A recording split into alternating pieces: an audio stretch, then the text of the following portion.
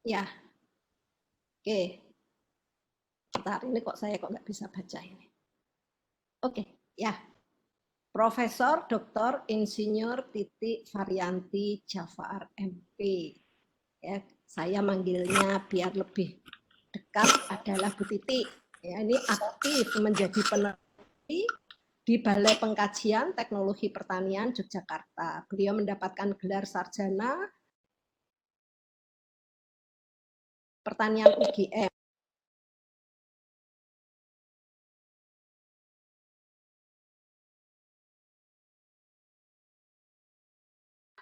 Di seminar ilmiah, ya, beliau juga telah menerbitkan 3 buku, salah satunya teknologi pengolahan kacang lokal sebagai bahan substitusi kedelai untuk memperkuat ketahanan pangan. Sekarang beliau merupakan anggota dari Indonesian Society of Lactic Acid Bacteria, Perhimpunan Ahli Teknologi Pangan Indonesia sebagai pengurus cabang DIY, dan pengurus pusat dari Perhimpunan Ahli Teknologi Pangan Indonesia. Selain itu, beliau telah memiliki lebih dari 10 paten. Beberapa di antaranya yaitu formulasi permen coklat probiotik Lactobacillus plantarum DAT13. Ini tahun 19 dan proses fermentasi biji kakao dengan penambahan starter Lactobacillus plantarum HL15 untuk menghambat pertumbuhan jamur. Ini di 2018. Silahkan Bu Titi, waktunya 20 menit untuk presentasi. Baik Bu Risha, terima kasih atas waktu yang diberikan kepada saya. Mohon izin saya untuk share materi saya. Ya,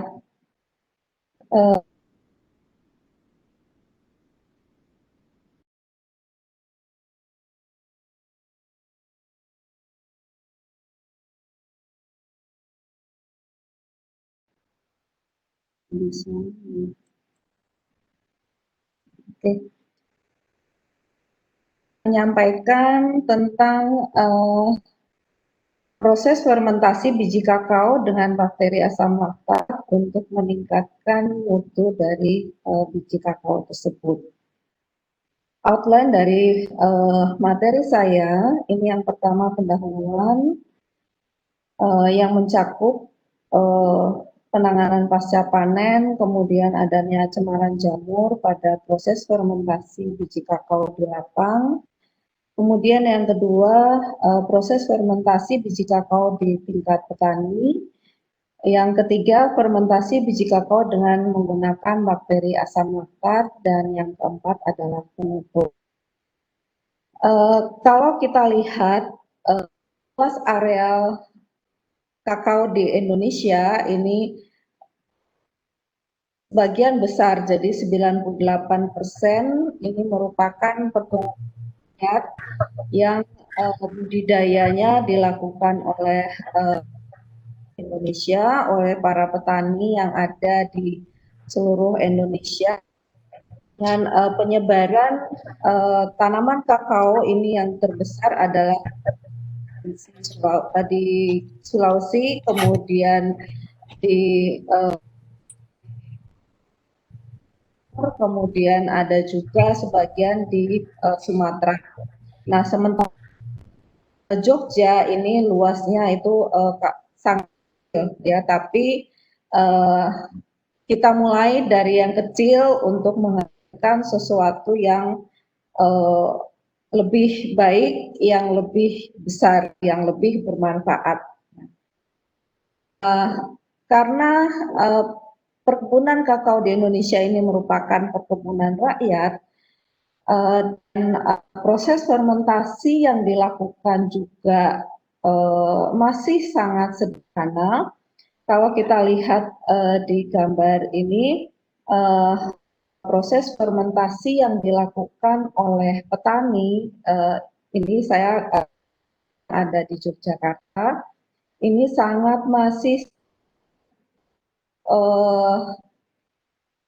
sangat sederhana dan belum memperhatikan keamanan dari produk kakao nanti yang dihasilkan.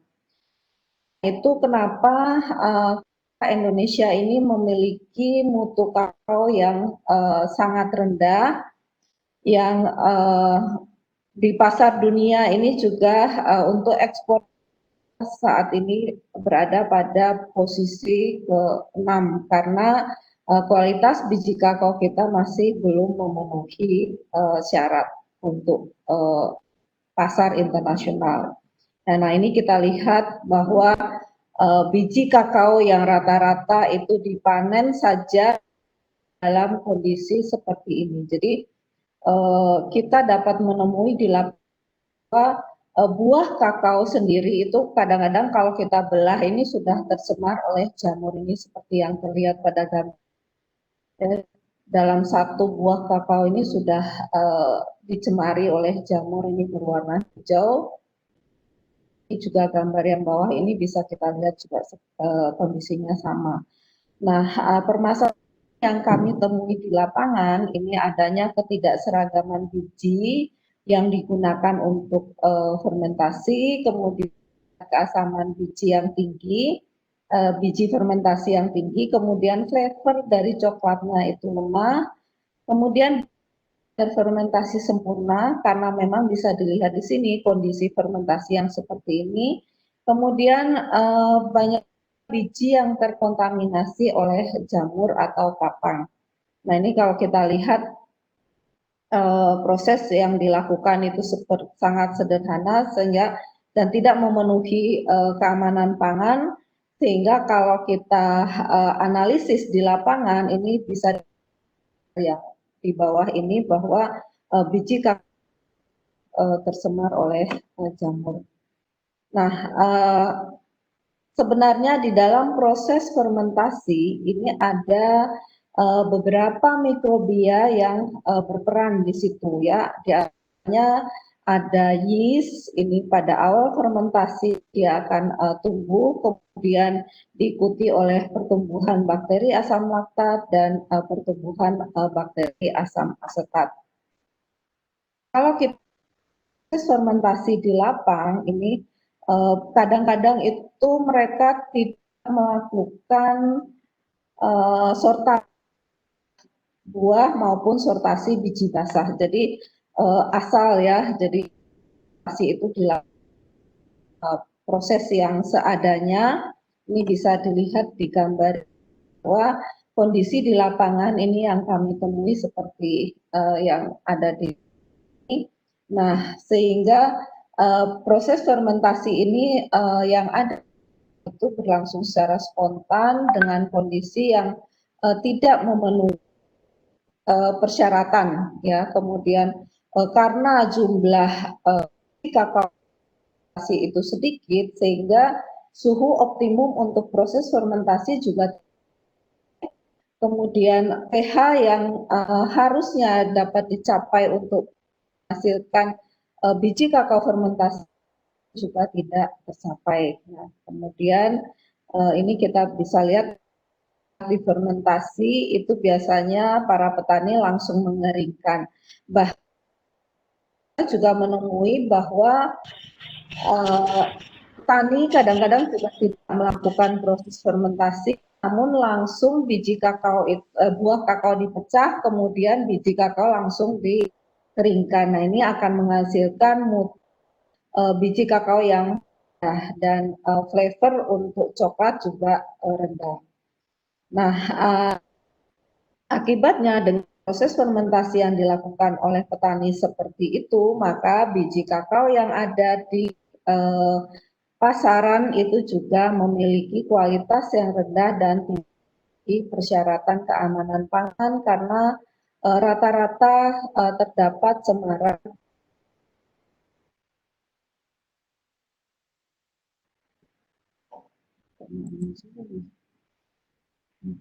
Nah, kemudian kita lihat fermentasi dengan menggunakan bakteri asam laktat.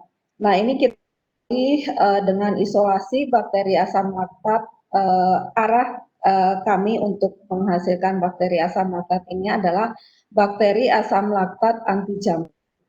Nah, sebenarnya banyak sekali isolat yang kami peroleh pada saat kami melakukan isolasi bakteri asam laktat. Kami juga sebenarnya memiliki koleksi isolat selain bakteri asam laktat, ada yeast dan ada bakteri asam asetat. Namun fokus pada penelitian yang kami lakukan adalah pemanfaatan bakteri asam laktat sebagai anti jamur. Nah, setelah melakukan screening, ini ada 5 isolat bakteri asam laktat yang kami peroleh. Itu yang sudah kami identifikasi, yaitu dari spesies Lactobacillus plantarum dengan kode namanya ada HL7, HL12, HL14, 15 dan 50. Nah, dari screening tersebut ini diperoleh bahwa isolat Lactobacillus plantarum HL15 ini memiliki efektivitas di dalam menghambat pertumbuhan jamur penghasil ochratoxin itu jauh lebih tinggi dibanding isolat-isolat yang lain. Nah, ini bisa kita lihat hasil screening yang dilakukan.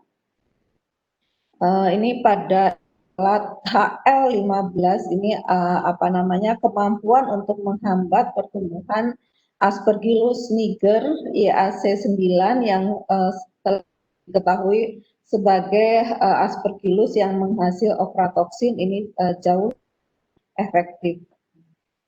Nah, di dalam penelitian selanjutnya kami melakukan aplikasi lapangan, kami membina kelompok tani yang ada di desa di Kecamatan Patuk, Kabupaten Gunung Kidul, untuk melakukan proses fermentasi dengan baik dan benar kultur bakteri asam laktat Lactobacillus plantarum HL15. Nah, di sini contoh bagaimana melakukan fermentasi dengan baik. Tahapan proses fermentasi ini kita lakukan sesuai dengan BHP yang telah ditetapkan oleh Direktorat Jenderal Perkebunan Kementerian Pertanian. Jadi yang pertama dulu sortasi buah. Jadi buah yang dipetik dari kebun ini kita lakukan sortasi.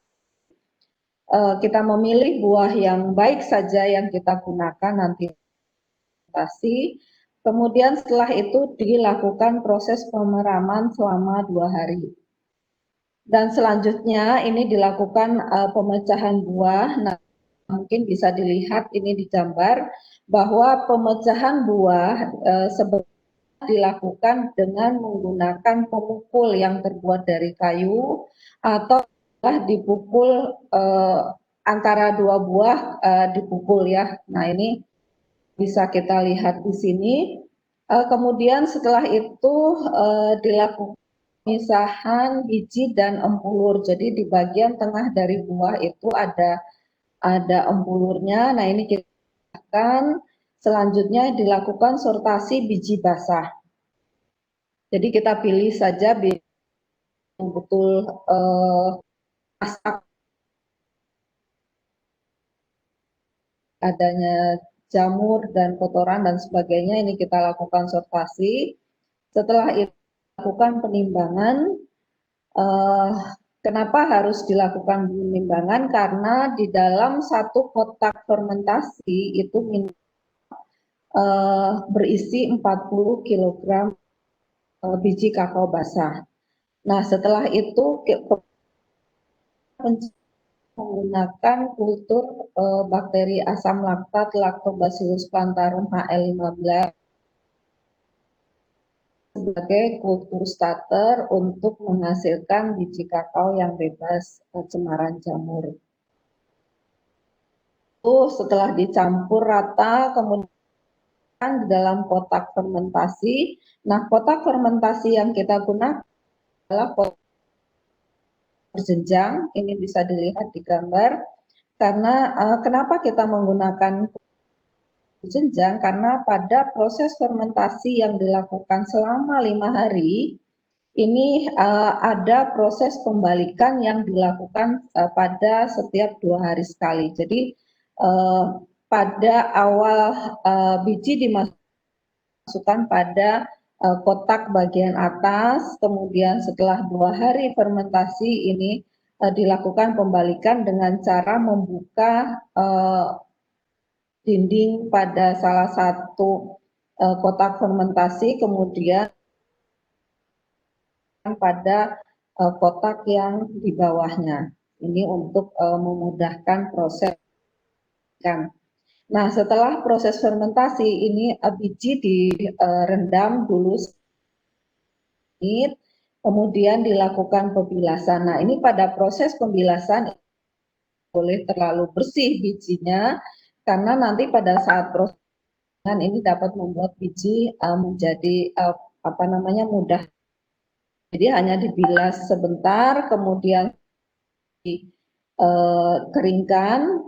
Proses pengeringan bisa menggunakan jari atau juga bisa menggunakan alat pengering. Nah, setelah proses pengeringan ini juga masih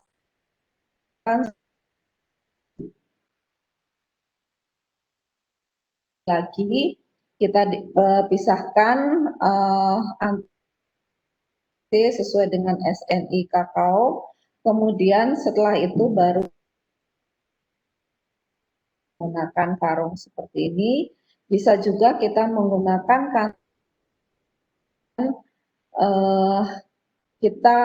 menggunakan kemasan dalam kondisi sehingga apabila biji akan disimpan ini akan bisa lebih tahan lama. Mungkin pengeringan dan pengemasan ini akan disampaikan oleh Ibu Tri Marwati. Kita lihat di sini pada saat kita mengaplikasi Lactobacillus plantarum 15 ini terlihat jelas bahwa terjadi pengurangan jamur penghasil aflatoksin. Jadi pada waktu pengujian yang kami lakukan ini pada proses fermentasi kami menambahkan Aspergillus niger di dalam kotak fermentasi dan kami juga menambahkan Lactobacillus plantarum HL15. Pada kedua gambar ini bisa dilihat bahwa ini yang pertumbuhan jamurnya ya, tanpa penambahan kultur itu pertumbuhan jamurnya pada akhir fermentasi ini sekitar 10⁻². Sedangkan kalau kita tambahkan kultur ini pada gambar yang satu lagi, ini dapat menekan pertumbuhan jamur Aspergillus niger. Jadi menurunkan satu log cycle dari jamurnya. Nah, ini yang kita lihat. Nah, ini bisa kita lihat secara kasat mata ya bahwa ini yang gambar A, ini yang dilakukan secara spontan yang biasa ada di lapangan. Nah, ini juga kita temui pada biji ini terlihat adanya cemaran jamur. Ini juga gambar yang C, ini aplikasi yang kami lakukan dengan menambahkan Aspergillus niger. Ini jelas sekali ya dengan gambar C, ini terlihat adanya cemaran jamur pada biji kakao fermentasi. Sedangkan yang gambar B dan D ini yang lakukan aplikasi dengan menggunakan bakteri asam laktat Lactobacillus plantarum HL15 pada proses fermentasinya.